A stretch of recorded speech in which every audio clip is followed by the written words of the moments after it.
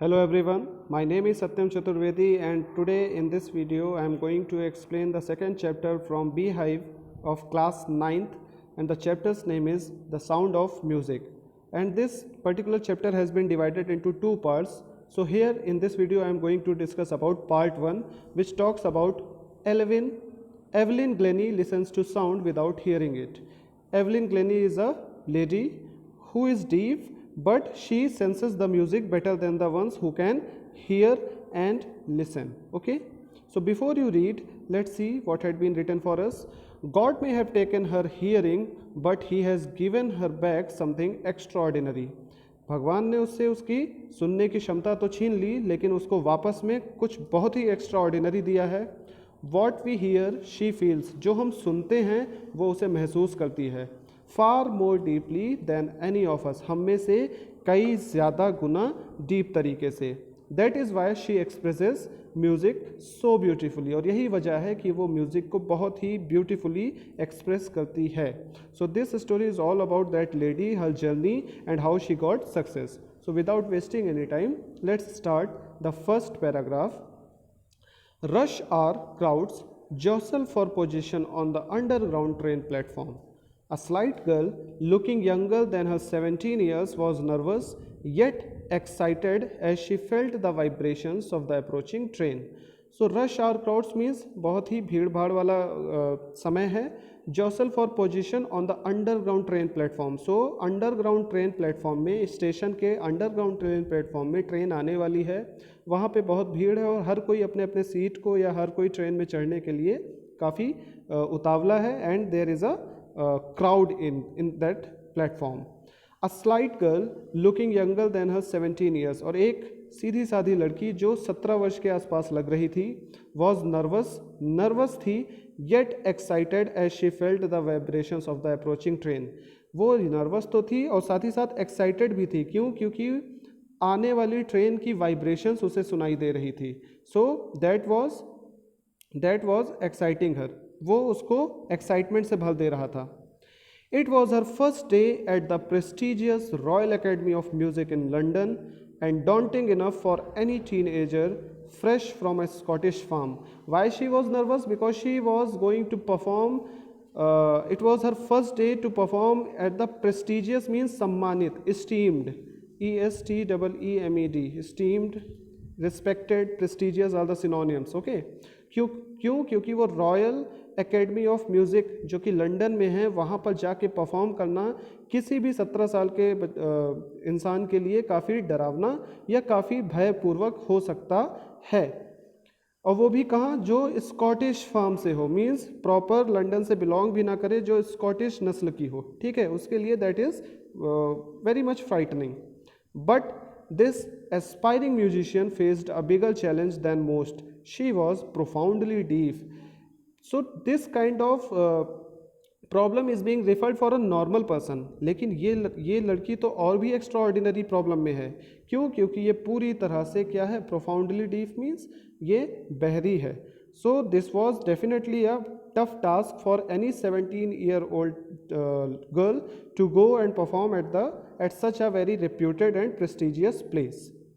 Let's see what is written in the second paragraph. Evelyn Glennie's loss of hearing had been gradual. Gradual means होता है बेटा slowly, मतलब धीरे धीरे. Gradually या धीरे धीरे उसकी जो सुनने की क्षमता थी वो धीरे धीरे कम हुई. Her mother remembers noticing something was wrong when the 8-year-old Evelyn was waiting to play the piano. उसकी मम्मी ने जब वो तकरीबन 8 वर्ष की थी तो इस बात को नोटिस किया कि कुछ ना कुछ बच्ची के साथ गलत ज़रूर है, जब वो पियानो को प्ले करने का इंतज़ार कर रही थी, पियानो बजाने का इंतज़ार कर रही थी. They called her name and she didn't move. और कैसे उन्होंने पता लगाया? Because they were calling her name लेकिन शी वॉज नॉट रिस्पॉन्डिंग.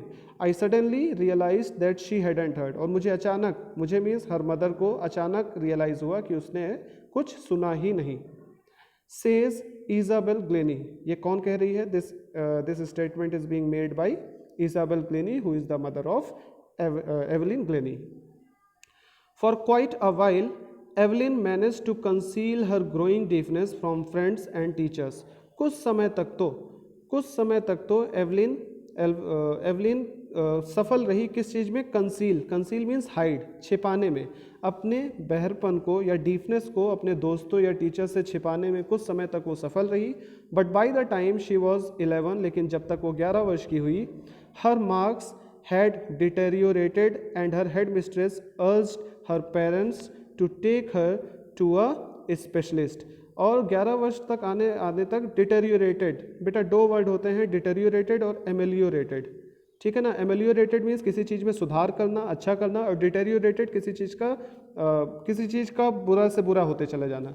सो 11 वर्ष तक उसकी परफॉर्मेंस खराब होती गई और स्कूल की हेडमिस्ट्रेस ने उनके पेरेंट्स से कहा कि उसे किसी स्पेशलिस्ट को दिखाया जाए। And when she met the specialist, it was then discovered that her hearing was severely impaired as a result of gradual nerve damage. और तब ये जाकर बात पता चली कि उसकी सुनने की क्षमता धीरे धीरे, उसकी नर्व्स क्या हो गई हैं, धीरे धीरे डैमेज हो गई हैं। दे वर advised that she should be fitted with hearing aids and sent to a school for the deaf। और उसको एडवाइस दिया गया कि उसको हियरिंग एड मीन्स जो बहरे लोग कान में लगाते हैं इंस्ट्रूमेंट चीज़ों को सुनने के लिए, उसके कान में वो चीज़ लगाई जाए। शी वॉज एडवाइज्ड, और उसे डीफ स्कूल में भेजा जाए, बहरों के स्कूल में भेजा जाए। Everything suddenly looked black, says Evelyn. अच्छी खासी चल रही रंगीन दुनिया बिल्कुल अचानक से धुंधली हो गई या ब्लैक एंड वाइट हो गई, या सब कुछ बिल्कुल बदल सा गया इस इंसिडेंट के बाद। Third stanza, but Evelyn was not going to give up. लेकिन एवलिन हार नहीं मानने वाली थी। She was determined to lead a normal and pursue her interest in music. वो पूरी तरह से कटिबद्ध थी, प्रतिबद्ध थी कि वो एक नॉर्मल लाइफ जिएगी और अपना कैरियर म्यूज़िक में ही बनाएगी, उसी में इंटरेस्ट रखेगी। One day she noticed a girl playing a xylophone and decided she wanted to play it too. एक दिन उसने स्कूल में देखा कि one girl was playing xylophone. Xylophone is this musical instrument, and after seeing it she decided to play it too. उसने भी ये सोचा कि मुझे भी इस जाइलोफोन को प्ले करना है। Most of the teachers discouraged her, but percussionist Ron Forbes spotted her potential. कई टीचर्स ने उसको डिस्करेज किया, उसका साथ नहीं दिया, उसको हतोत्साहित किया। But Ron Forbes who was the percussionist means the kind of music teacher who plays all kind of musical instruments, ठीक है ना। तो उन्होंने उसकी पोटेंशियल क्षमता को पहचाना। He began by tuning 2 large drums to different notes. और उन्होंने कैसे शुरू किया? 2 बड़े बड़े ड्रम्स को अलग अलग टोन्स में बजाना शुरू किया। And he said, don't listen through your ears. अपने कानों से मत सुनो। Try to sense it some other way. इसको किसी और तरह से फील करने की कोशिश करो। Says Evelyn, suddenly I realized I could feel the higher drum from the waist up and the lower one from the waist down. जब परकुशनिस्ट रॉन फॉर्ब्स ने ये इंस्ट्रक्शन दिया तो उसके बाद एवलिन कहती है कि अचानक मुझे ये रियलाइज़ हुआ कि मैं हायर ड्रम नोट को तब महसूस कर सकती थी कि जब उनका हाथ ऊपर जा रहा था, और लोअर ड्रम को तब महसूस करती थी जब उनका हाथ नीचे जाके प्ले हो रहा था। So she started sensing and feeling the music. Forbes repeated the exercise and soon Evelyn discovered that she could sense certain notes in different parts of her body। Forbes ने ये एक्सरसाइज कई बार repeat की, उसकी practice करवाई, और जल्द ही Evelyn ने ये डिस्कवर किया कि वो म्यूज़िक के कुछ सर्टेन नोट्स अपने डिफरेंट पार्ट्स ऑफ बॉडी में भी फील कर सकती थी। She was sensing the music in her different parts of her body. I had learned to open my mind and body to sounds and vibrations. The rest was sheer determination and hard work. So she had adapted, she had made her body adapted in such a way, इस तरह से उसने अपने शरीर की bodies को ढाला कि they started feeling the same music which she was feeling। और बाची कुची चीज़ क्या थी? उसकी sheer determination और hard work, उसकी कड़ी प्रतिबद्धता और उसकी कड़े मेहनत के बल पे ही उसने बाची कुची चीज़ों को सीखा। Fourth stanza, she never looked back from that point onwards, और वहाँ से उसने कभी पीछे मुड़ के नहीं देखा. She toured the United Kingdom with a youth orchestra and by the time she was 16. 16 वर्ष की उम्र में उसने यूनाइटेड किंगडम में एक ऑर्केस्ट्रा टीम के साथ एक टूर किया, वहाँ पे उसने परफॉर्मेंस दी. She had decided to make music her life, और उसने म्यूज़िक को अपनी ज़िंदगी बनाने की निर्णय लिया. She auditioned for the Royal Academy of Music and scored one of the highest marks in the history of the academy, और उसने रॉयल एकेडमी ऑफ म्यूज़िक में ऑडिशन दिया and there she scored one of the highest marks in the history of the academy. उस academy के इतिहास में उतना number किसी ने नहीं पाया था जितना एवलिन को मिला. She gradually moved from orchestral work to solo performances, और धीरे धीरे वो ऑर्केस्ट्रल परफॉर्मेंस की जगह सोलो परफॉर्मेंस देने लगी, मीन्स अकेले परफॉर्म करने लगी. She made her own band.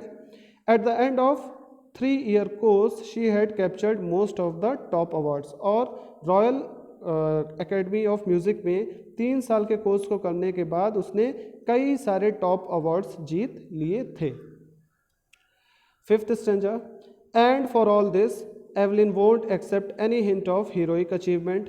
If you work hard and know where you are going you will get there. और इन सारी अचीवमेंट्स पे उसे ज़रा भी नाज या ज़रा भी घमंड नहीं था. She was not considering this any heroic achievement. बहुत ऐसा नहीं था कि कोई हीरो वाली अचीवमेंट हो गई है, बहुत कुछ हासिल हो गया है. So she made a simple statement कि इफ़ यू वर्क हार्ड, अगर तुम कड़ी मेहनत करोगे, and know where you are going, और तुम्हें पता हो कि तुम कहाँ जा रहे हो, यू विल गेट देयर, तुम वहाँ निश्चित पहुँचोगे. And she got right to the top, और वो अपने बिल्कुल शिखर पर पहुँच गई. The world's most sought after multi-percussionist with a mastery of some 1000 instruments and hectic international schedule.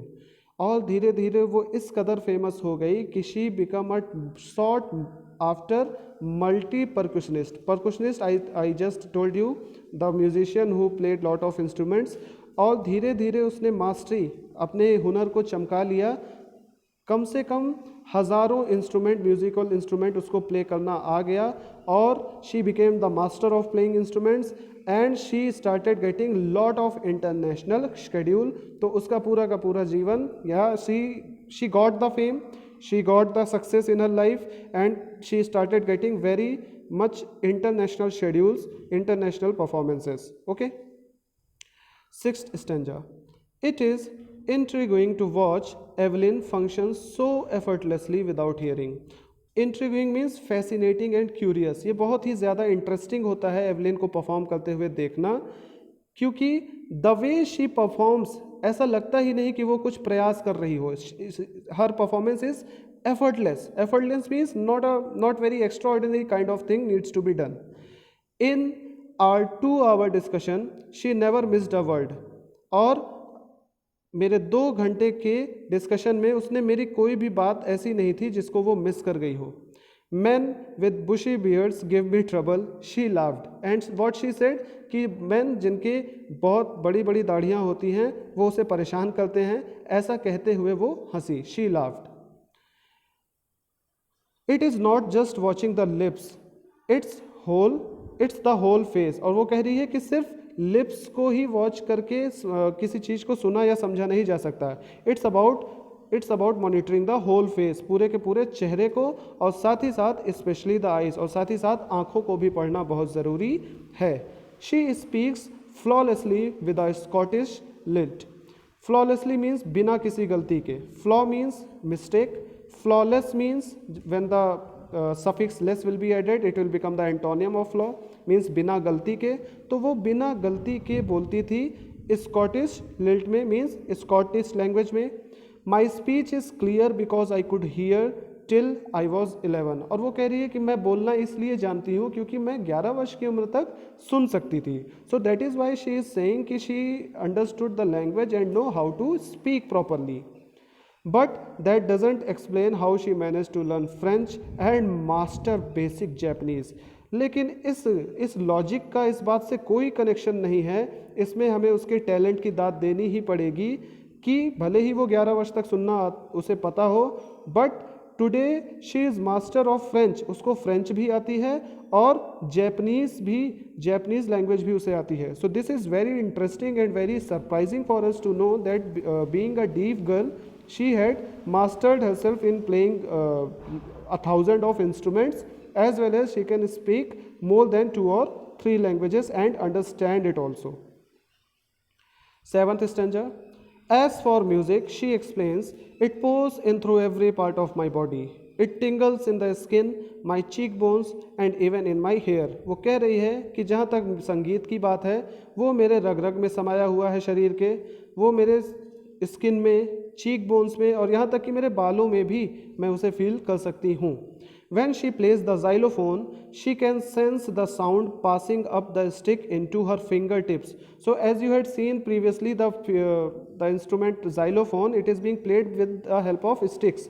So here she is saying कि जब वो xylophone को play करती है तो the music which is being produced, she can feel it with the stick, और stick के ज़रिए जो उसके फिंगर टिप्स तक वो वाइब्रेशन जाता है उसको वो बहुत अच्छे से फील करती है. By leaning against the drums she can feel the resonances flowing into her body. और जब वो ड्रम प्ले करती है तो भी वो उससे जनरेट होने वाली रेजोनेंस या वाइब्रेशन को echoes of the sound, as you can see here ना, resonance means echoes of the sound, उसको भी वो फील करती है. On a wooden platform, she removes her shoes so that the vibrations pass through her bare feet and up her legs. And when she had to perform on a wooden platform, जब उसे एक ऐसा platform दिया जाता है जो कि लकड़ी का बना होता है, so she removes her shoes, वो जूतों को उतार करके नंगे पांव उस पर जाती है ताकि वुडन प्लेटफॉर्म से निकली हुई जो इको होगी या जो साउंड होगा उसको वो अपने पैरों से फील कर सके, and so that she can perform beautifully. So this kind of tactics is being applied by Evelyn to perform in any of the function. Eighth stanza.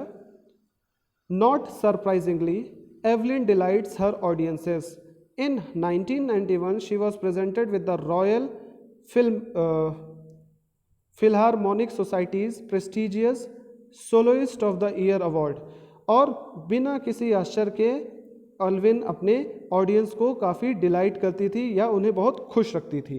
1991 में उसे कौन सा एक अवार्ड मिला? Philharmonic Society's prestigious soloist of the year award उसे मिला. Says master percussionist James Blades, God may have taken her hearing but she has given her back something extraordinary. और master percussionist James blades क्या कहते हैं कि भगवान ने भले ही एवलिन से सुनने की क्षमता छीन रखी हो, बट उसे वापस भी बहुत कुछ एक्स्ट्रा ऑर्डिनरी दिया है. What we hear she feels, जो हम सुनते हैं वो उसे महसूस करती है और वो भी हमसे कई गुना ज़्यादा. That is why she expresses music so beautifully. So this is a praising compliment being given by one of the master percussionist James Blades कि वो हमसे बेहतर म्यूजिक इसीलिए फील और एक्सप्रेस करती है. The second last stanza. Evelyn confesses that she is something of a workaholic. I have just got to work often harder than classical musicians. Evelyn अपने आप को काफ़ी ज़्यादा वर्काहोलिक मानती है. Means a person who finds it difficult to stop working, means बिना रुके हुए वो काम करना चाहती है. I have just got to work often harder than classical musicians. और वो क्या कह रही है कि मुझे सिर्फ काम करते रहना है और यहाँ तक कि क्लासिकल म्यूजिशियन से भी ज़्यादा काम मुझे करना है. But the rewards are enormous. Apart from the regular concerts, Evelyn also gives free concerts in prisons and hospitals. और वो कह रही है कि मुझे बिना किसी फल की चिंता किए मुझे काम करते रहना है, और उसे जो इसका रिवॉर्ड मिला वो बहुत ही बड़ा था. दैट वाज वेरी इनॉर्मस, क्योंकि रेगुलर कॉन्सर्ट्स मिलने के अलावा उसे और क्या करती थी? She performs free in prisons and hospitals. Jail में या अस्पतालों में वो फ्री के परफॉर्मेंस अपनी देती थी. She did not charge. She also gives high priority to classes for young musicians.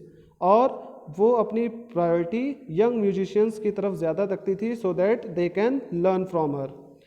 Anne Richlin of the Beethoven Fund for Deaf Children says she is a shining inspiration for deaf children. They see that there is nowhere that they cannot go. And one of the prestigious person of this Deaf Foundation, एक संस्था है जिसके Ann Richlin is a member of it, Beethoven Fund for Deaf Children संस्था के N रिचलिन उसके बारे में क्या कहते हैं कि she is a shining inspiration for Deaf children, जो बधिर या जो बहरे बच्चे हैं उनके लिए ये एवलिन एक इंस्पिरेशन का काम करती है. They see that there is nowhere they can not go. और एवलिन को देख करके वो इस कदर इंस्पायर होते हैं कि उन्हें ये पूरी उम्मीद है कि ऐसा कोई भी स्थान नहीं है या ऐसा कुछ भी नहीं है लाइफ में जो वो अचीव ना कर सकें. The 10th and the last stanza. Evelyn Glenny has already accomplished more than most people twice her age. जितना एक आम इंसान अपने जीवन में 2 बार कमाएगा या 2 बार सक्सेस होगा या 2 लाइफ में जितना वो सक्सेसफुल होगा, एवलिन अपने सिंगल लाइफ में उतना सक्सेस देख चुकी है. She has brought percussion to the front of the orchestra and demonstrated that it can be very moving. She has given inspiration to those who are handicapped people who look to her and say, if she can do it, I can. और वो ऐसे हज़ारों लाखों handicapped means दिव्यांगों के लिए क्या है, एक इंस्पिरेशन है, जो उसे देखकर कहते हैं कि if Evelyn can achieve something in her life, we can also do the same. She has given enormous pleasure to millions. और उसने मिलियंस पीपल को बहुत खुशी और खुशियाँ बांटी हैं. सो this was the chapter which was explained by me. I hope everything is pretty clear to you. This chapter was being written by Deborah Colley. So this was the first part of second chapter. We will discuss the another part in our next video. Till then, I hope everything is pretty clear to you, and take care. Bye bye.